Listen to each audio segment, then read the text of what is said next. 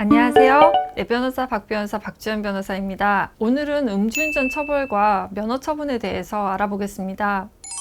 여러분들 윤창호법이라고 다들 들어보셨죠? 이 법은 지난 2019년부터 시행되고 있는 도로교통법을 말을 하는데요. 간단히 요약하면 음주운전 처벌을 강화하고 특히 2회 이상 음주운전을 할 경우에 가중처벌하는 것을 핵심 내용으로 하고 있습니다. 이에 따라서 면허 정지, 취소, 이 음주 수치가 더 강화되었습니다. 먼저 단순 음주 사건의 경우에 초범이라면 혈중 알코올 농도가 0.03% 이상 그리고 0.08% 미만인 경우에는 500만 원 이하의 벌금형 또는 1년 이하의 징역형으로 처벌되고 이때 행정처분으로 음주운전 면허정지 100일이 내려집니다. 그리고 또 마찬가지 경우에 혈중 알코올 농도가 0.2% 미만인 경우에는 500만 원 이상 1000만 원 이하의 벌금 또는 1년 이상 2년 이하의 징역으로 처벌되고 0.2% 이상이라면 1000만 원 이상 2000만 원 이하 또는 2년 이상 5년 이하의 징역형으로 처벌됩니다.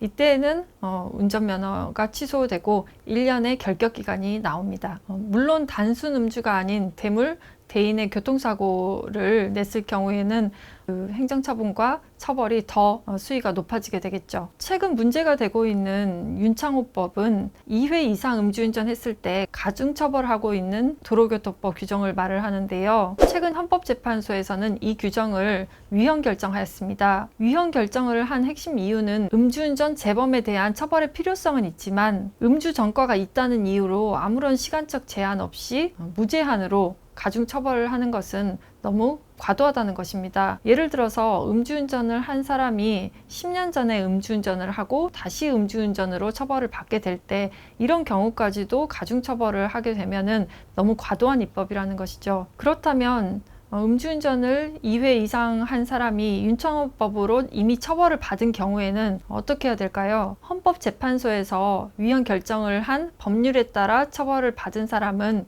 재심 청구를 할 수 있습니다. 이 재심 청구는 취소 대상인 판결을 한 법원에 청구를 하는 것입니다. 하지만 모든 경우가 다 재심 대상이 되는 것은 아니고 이 위헌 결정을 한 사건과 같은 사건의 경우에만 재심의 대상이 됩니다.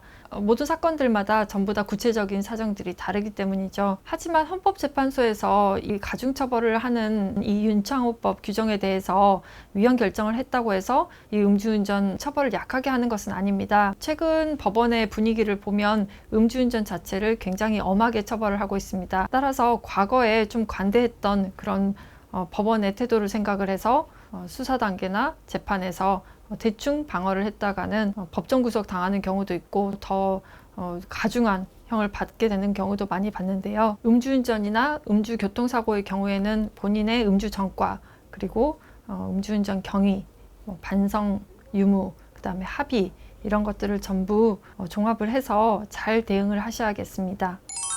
이번에는 최근 위헌 결정을 받은 윤창호법 규정을 중심으로 해서 음주운전에 대해서 알아보았습니다. 그럼 다음 영상에서는 음주운전과 관련해서 위드마크 공식에 대해서 설명드리도록 하겠습니다. 다음 영상에서 뵙겠습니다. 감사합니다.